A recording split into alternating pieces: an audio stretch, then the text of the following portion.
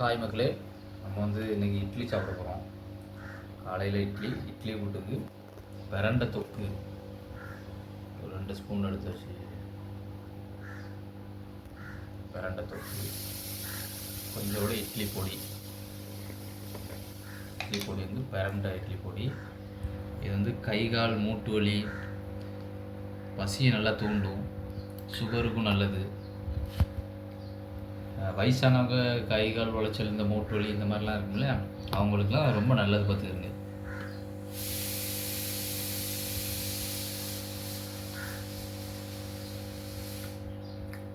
பிரண்டை தொக்கு வேறு லெவலையும் தாண்டி அந்த லெவலுக்கு போயிட்டு மக்களே.